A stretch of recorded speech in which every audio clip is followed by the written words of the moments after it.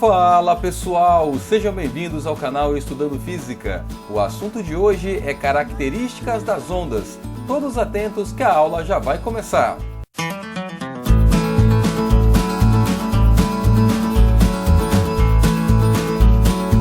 Antes de mais nada, responda presente clicando no like e se inscreva no canal para não perder os próximos vídeos. No vídeo anterior, vimos o que é uma onda e as diferentes classificações das ondas. Caso não tenha assistido essa aula, clique no card que vai aparecer aqui em cima, porque será a base para o vídeo atual. As primeiras características que temos que analisar no estudo das ondas são frequência e período.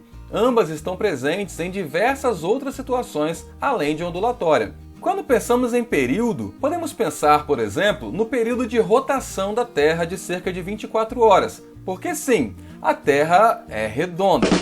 Ou ainda o período de translação da Terra ao redor do Sol de cerca de 1 ano. Vemos nesses dois exemplos que período representa um intervalo de tempo no qual um ciclo se completa. No caso das ondas, período é o tempo necessário para que uma oscilação se complete. Ou seja, período é o tempo que o braço desse indivíduo, por exemplo, leva para fazer um movimento de subida e descida completo. Neste caso, ele repete esse movimento várias vezes, mas período é um intervalo de tempo para que um ciclo desses se complete. Em se tratando de frequência, podemos pensar, por exemplo, na frequência com que nos alimentamos ou que tomamos banho, ou que fazemos qualquer coisa repetitiva. Essa frequência depende do intervalo de tempo. Podemos comer 1, 2 ou 3 vezes ao dia, por exemplo, ou ainda de 7 a 21 vezes por semana usando os mesmos números. Frequência, portanto, representa a quantidade de vezes que algo se repetiu em um determinado intervalo de tempo. No caso das ondas, a frequência representa a quantidade de oscilações que a onda completa por unidade de tempo. Se essa unidade for segundo, então a frequência estará em Hertz, ou seja, ciclos por segundo. Mas a frequência também pode ser medida em rotações por minuto ou RPM, por exemplo. Quando a onda possui frequência e períodos constantes, bem determinados, chamamos ela de onda periódica, e o nosso estudo vai ser dirigido basicamente a esse tipo de onda.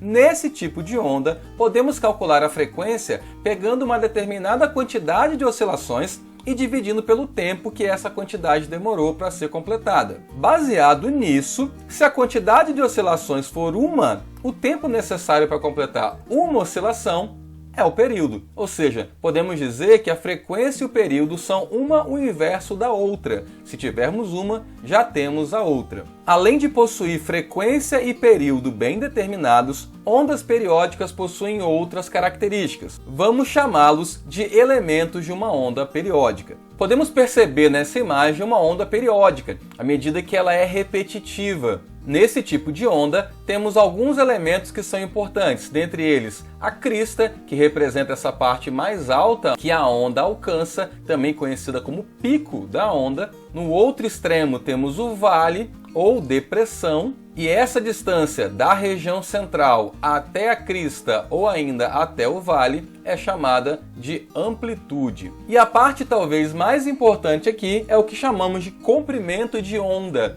que representamos pela letra grega chamada lambda. O comprimento de onda representa a distância percorrida pela onda durante uma oscilação completa. Ou seja, enquanto o movimento de sobe e desce está ocorrendo, como nessa imagem, a onda já está em movimento. Em uma oscilação, a distância que ela percorre é o que chamamos de comprimento de onda.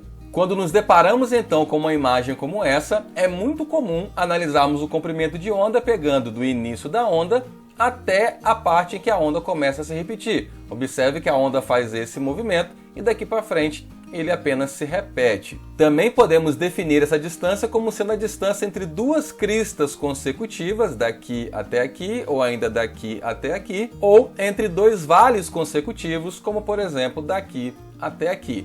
Todas essas distâncias representam o mesmo comprimento de onda se essa onda ela é periódica. Vamos analisar agora a velocidade de propagação de uma onda periódica. A velocidade da onda pode ser determinada através da fórmula já conhecida V igual a ΔS sobre ΔT. Ou seja, basta pegar uma distância qualquer que a onda tenha percorrido e dividir pelo tempo que ela demorou para fazer isso. Mas, se qualquer distância serve, eu posso pegar a distância então que a onda percorre em uma oscilação, ou seja, um comprimento de onda lambda. E como nós sabemos, o intervalo de tempo de uma oscilação completa é o período, ou seja, essa equação vira V igual a lambda dividido pelo período. Essa é uma equação então que nos permite determinar o valor da velocidade de propagação de uma onda através das características dela, ao invés de ter que usar uma distância aleatória. Entretanto, é mais comum usarmos essa equação num outro formato. Para isso, vamos lembrar que período e frequência se relacionam através da expressão